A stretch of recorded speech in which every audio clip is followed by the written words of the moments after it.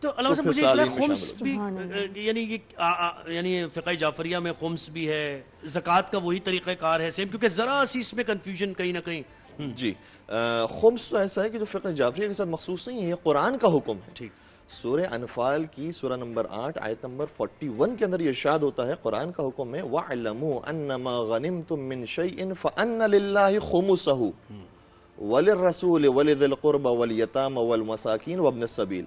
جان لو کہ جو غنیمت میں جو مال تمہیں حاصل ہوتا ہے اس میں حق ہے اللہ کا، اس کا 5واں حصہ نکال دو اللہ کے لیے، اس کے رسول کے لیے، رسول کے قربا کے لیے، اور یتیم مسکین اور مسافروں کے لیے.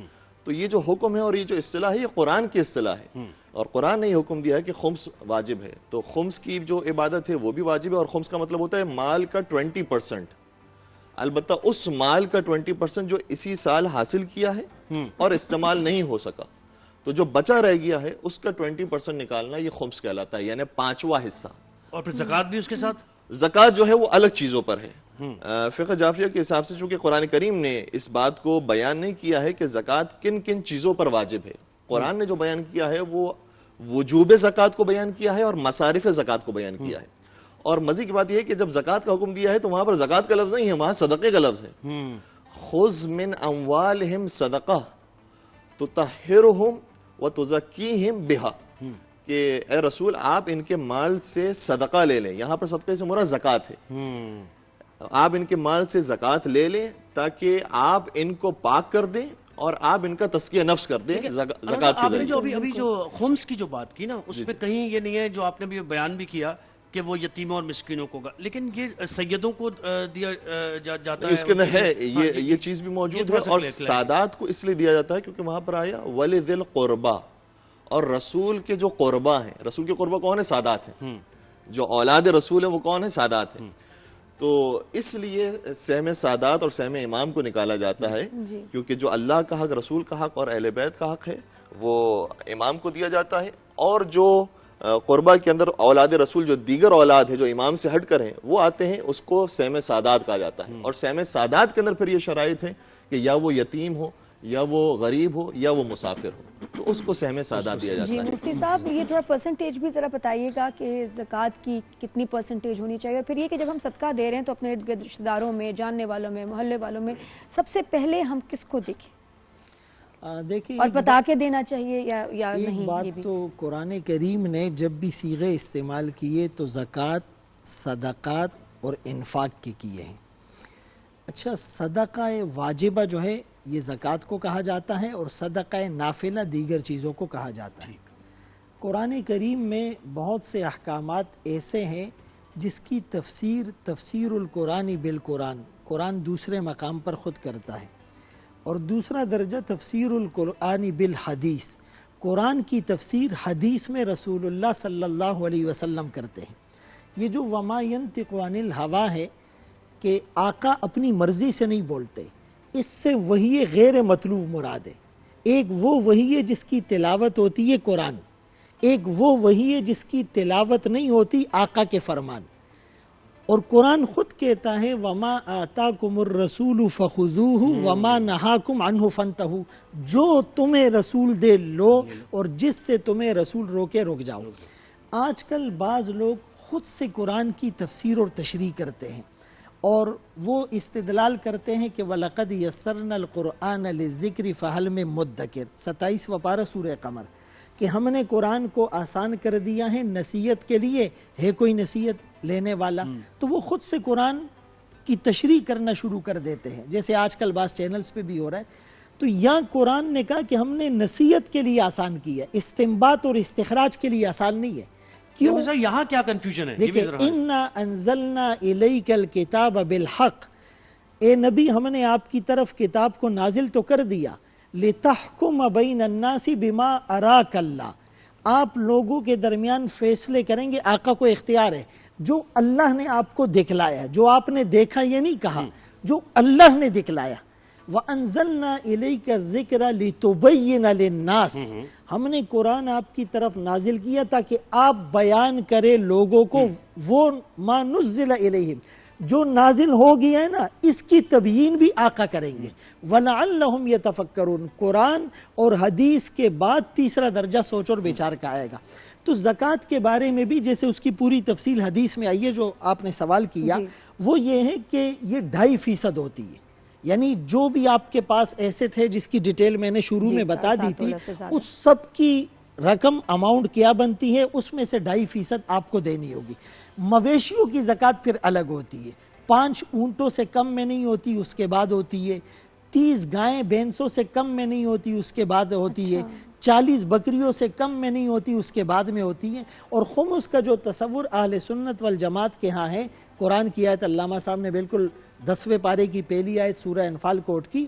تو ایک تو یہ خمس ہوتا ہے جو جہاد کرنے کے بعد کافروں کا مال غنیمت حاصل ہوتا ہے اس میں سے ایک حصہ فَأَنَّ لِلَّهِ خُمُسًا وَلِلرَّسُولِ اور پھر 4 حصے بقیہ مجاہدین میں تقسیم ہوتے ہیں. ایک خمس ہوتا ہے خمس معادن اور خمس رکاز. یہ وہ خمس ہوتا ہے کہ ایک غیر مملوکہ زمین تھی وہاں سے دفینہ خزینہ اور سونا برآمد ہو گیا. اب اگر اس خزانے پر کفریہ علامات ہیں تو پھر اس صورت میں اس کا حکم الگ ہوتا ہے یعنی وہ بیت المال میں چلا جاتا ہے. اور اگر اس پر اسلام کی مسلمانوں کی علامات ہوتی ہے پھر اس کا حکم لقطے کا ہوتا ہے. لقطہ وہ ہوتا ہے کہ گری پڑی چیز آپ کو مل گئی تو اب آپ نے اس کے مالک کو تلاش کرنا ہے. خوب تشہیر کرنی ہے کہ کسی طرح مالک مل جائے. مالک مل گیا تو اس کو دے دیں گے. مالک نہیں ملا تو آپ راہ خدا میں خرچ کر دیں گے غریبوں میں. لیکن ان کیس خرچ کرنے کے بعد اگر مالک مل جاتا ہے اور وہ کہتا ہے کہ بھائی مجھے میرا مال دینا ہے تو پھر آپ نے اپنی جیب سے اس کو دینا ہوگا. تو ایک آخری بات یہ ہے کہ زکوٰۃ کے بارے میں یہ ضرور خیال رہے کہ کن چیزوں کو زکوٰۃ سے مائنس کرنا ہے. ابھی انٹرو میں بھی شاید بات ہو رہی تھی کہ اگر کسی نے کسی کو قرض دینا ہے میں نے 5 لاکھ دینے اس کو مائنس کر دوں. بجلی کا بل جس کی تاریخ آ گئی ہے, گیس کا بل جو واجب الادا ہے, ٹیلی فون کا بل جو واجب الادا ہے, یا میں نے کسی کو اس کی امانت دینی ہے اس میں میرے پیسے نہیں, یا BC میں لے چکا ہوں لیکن کچھ اس سے اس کے بھرنے ہیں, تو اس طرح کی چیزوں کو پھر وہ اس سے مائنس کر کے باقی کی بہت زکات شکریہ صاحب. اب وسیم بھائی یہ باہر کے ملک میں کیا ہوتا ہے کہ وہاں جو رہتے ہیں لوگ ان کو خیرات دینی ہو, صدقہ دینا ہو, اتنے لوگوں کو جانتے بھی نہیں, تو وہ کیا پریفر کرتے ہیں, کس طرح سے پھر زکات دیتے ہیں؟ مستحقین تو ہیں وہاں جن کو وہ لوگ دیتے ہیں, لیکن زیادہ تر لوگ زیادہ کوشش کرتے ہیں کہ پاکستان میں جو مستحقین ہیں ان تک ان کی زکات خیرات صدقات جو ہیں وہ پہنچاتے ہیں. اور یہ خود بھیجتے ہیں کہ ان کے رشتہ دار نہ ہو جیسے, پھر وہ کسی کو کہتے ہیں کہ جی آپ جہاں مرضی دے دیجئے. ایسی چیریٹیز ہیں کہ جو یہ ان سے لے کر پاکستان پہنچاتی ہیں, اس طرح کی تنظیمیں ہیں, تو وہاں آسانیاں ہیں. جی بہت آسان. اچھا بہت شکریہ وسیم بھائی, آپ سے ساتھ میں ریکویسٹ کریں گے. کیونکہ آپ کا سوال بھی تھا اور مولانا نے بہت اچھی طریقے سے اپنے مکتب کے حوالے سے احکام کو بیان کیا. تو زکوٰۃ ہمارے یہاں 9 چیزوں کے اوپر واجب ہے جو معصومین نے بیان کی ہے. چونکہ قرآن میں اس کا حکم نہیں ہے, اہل بیت کرام علیہ السلام نے اور رسول اکرم صلی اللہ علیہ وسلم نے جو بیان فرمایا ہے اس میں 9 چیزوں کا ذکر کیا ہے جس پر زکوٰۃ نکالنا ضروری ہے. اس میں 3 انعام ثلاثہ ہیں, 4 غلات اربع ہیں اور 2 سونا اور چاندی ہے. جو غلات اربع ہے اس سے مراد گندم اور جو اور کشمش اور کھجور ہے. اگر یہ نصاب تک پہنچ جائے تو اس کی زکوٰۃ نکالنی ہوگی. اسی طریقے سے 3 قسم کے جانور یعنی گائیں اور گائیں کی انواع جتنی بھی ہیں اگر وہ حد نصاب تک پہنچ جائے تو اس کے اوپر زکوٰۃ ہے. اسی طریقے سے بھیڑ بکریاں اگر حد نصاب تک پہنچ جائے اور اونٹ اور جتنی اس کی اقسام ہیں وہ حد نصاب تک پہنچ جائے تو اس کی زکوٰۃ نکالنی ہے. اسی طریقے سے سونا اور چاندی, وہ سونا اور چاندی کی جو سکے دار ہو, جس پر مہر لگی اور خرید و فروخت میں استعمال ہوتا ہو, اس کے اوپر زکوٰۃ ہے. وہ سونا اور چاندی کے جو انسان نے کوئن کی صورت میں یا بار کی صورت میں یا کسی اور فارم کے اندر اپنے پاس رکھا ہے یا جولی کی صورت میں رکھا ہے تو فقہ جعفریہ کے اندر اس کے اوپر زکوٰۃ واجب نہیں ہوتی. البتہ خمس کے حوالے سے چونکہ قرآن نے کہا ہے کہ ما غنمتم من شیء, چیز میں سے جو بھی تمہیں حاصل ہو اور کمائی ملے.